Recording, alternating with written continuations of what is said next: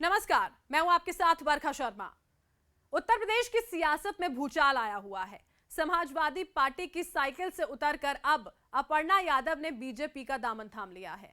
Deputy CM Keshav Prasad Maurya और साथ ही साथ स्वतंत्र देव सिंह की मौजूदगी में उन्होंने भारतीय जनता पार्टी की सदस्यता ली और इस दौरान मीडिया से मुखातिब हुई तो ये कहा कि पिछले लंबे वक्त से वो भारतीय जनता पार्टी के कामों से, प्रधानमंत्री नरेंद्र मोदी से, योगी आदित्यनाथ से, पूरी की पूरी कार्यशैली जो बीजेपी की है उससे प्रभावित रही और इसी वजह से बीजेपी में आने का फैसला उनकी ओर से किया गया। इसी दौरान केशव प्रसाद मौर्य ने कहा कि जब अपर्णा यादव के विचार, उनकी बातें सुनी तो लगता था कि पूरी तरह से भाजपाई विचार वो रखती हैं। अब देखिए, अपर्णा यादव बीजेपी में आ गई हैं। पिछले पूरे के पूरे राजनीतिक सफर की अगर थोड़ी सी हम बात कर लें तो 2017 में चुनावी मैदान में उतरी थी, समाजवादी पार्टी से उतरी थी, लखनऊ कैंट सीट थी, लेकिन चुनाव हार गई रीता बहुगुणा जोशी से। रीता बहुगुणा जोशी जब सांसद बनी, दोबारा से चुनाव हुआ वहां पर उस सीट पर, तो बीजेपी ने फिर से जीत दर्ज की। इसी वजह से जो लखनऊ कैंट सीट है वो बीजेपी का गढ़ माना जा रहा है और इसी सीट को लेकर कहीं ना कहीं उठापटक मची हुई थी समाजवादी पार्टी में भी। अपर्णा यादव ने बातचीत की थी यहां पर सपा अध्यक्ष अखिलेश यादव से, उनकी ओर से कोई जवाब नहीं हुआ, ना कोई हरी झंडी देखने को मिली। तो उसके बाद उन्होंने बीजेपी की राह अपर्णा यादव ने पकड़ ली। अब कहा यह जा रहा है कि लखनऊ कैंट की ही सीट होगी जहां से अपर्णा यादव बीजेपी की ओर से चुनावी मैदान में होंगी। लेकिन पेच यहां पर भी फंसेगा क्योंकि रीता बहुगुणा जोशी जो हैं वो पिछले कुछ वक्त से, अभी जब मीडिया के सामने आई तो उन्होंने बताया कि उनके बेटे जो हैं मयंक जोशी, वो भी इसी सीट से टिकट चाहते हैं क्योंकि वो वहां पिछले 12 सालों से काम कर रहे हैं। अब ये देखना होगा, देखिए अब ये असमंजस की स्थिति है या नहीं है, या पिक्चर पहले से ही साफ है।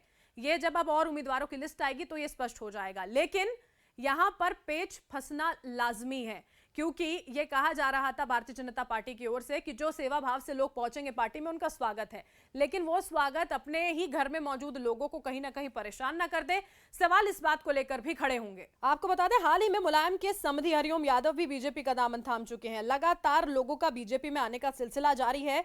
पिछले वक्त में जो बीजेपी के 3 मंत्री और विधायक थे जिन्होंने इस्तीफा दिया और उसके बाद समाजवादी पार्टी में जाकर शामिल हो गए, उसके बाद एक तरह से एक बहुत बड़ा झटका यह समाजवादी पार्टी के लिए माना जा रहा है क्योंकि देखिए, पहले चाचा भतीजा साथ नहीं थे, चाचा भतीजा साथ आ गए तो अब घर की बहू जो है वो झटक गई हैं और भारतीय जनता पार्टी में आ गई हैं। इससे पहले आपको याद होगा, असीम अरुण ने जिस दिन भारतीय जनता पार्टी ज्वाइन की थी, कयास उसी दिन लगाए जा रहे थे कि अपर्णा यादव जो है वो बीजेपी में आपको दिख सकती हैं। लेकिन देर सवेर ही सही, अब आखिरकार वो उस जगह पर आ गई हैं जिनकी बातों से प्रभावित रहती थी, कार्यशैली से प्रभावित रहती थी। जैसे वो खुद कहती हैं, चाचा शिवपाल यादव की ओर से ये कहा गया था कि पहले पार्टी में काम करें और फिर उसके बाद कुछ सोचें। बहुत उठापटक देखने को मिली थी। अब लेकिन देखिए, आगे आने वाले वक्त में जब सीटों का ऐलान, ये लखनऊ कैंट सीट का भी किया जाना है सीटों के ऐलान के साथ साथ, तो ये देखना होगा कि वाकई में अपर्णा यादव ही वहां से दावेदार होती हैं या फिर चेहरा कोई और होगा या फिर उसी जिले से अपर्णा यादव को कहीं और से टिकट दे दिया जाएगा। इसका फायदा नुकसान कितना भारतीय जनता पार्टी को होने वाला है, सवाल इस बात को लेकर।